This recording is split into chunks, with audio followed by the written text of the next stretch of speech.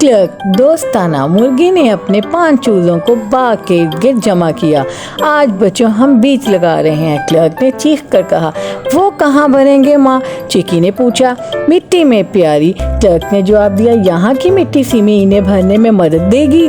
मिट्टी सिमी बात करने वाला मिट्टी का टीला मुस्कुराया।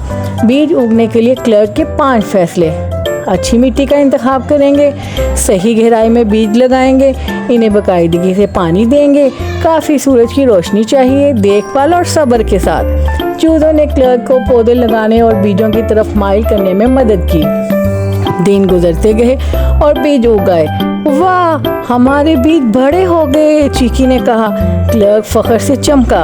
आप बच्चों ने ऐसा करने में हमारी मदद की, मिट्टी सिमी ने मजीद कहा। और मत भूलना, मैंने तरक्की के लिए ग़िज़ाई अज्जा फराहम किए।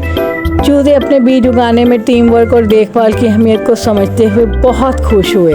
क्लर्क मुस्कुराया, ये जानकर कि इसके बच्चों ने ज़िंदगी भर के लिए कीमती सबक सीखा।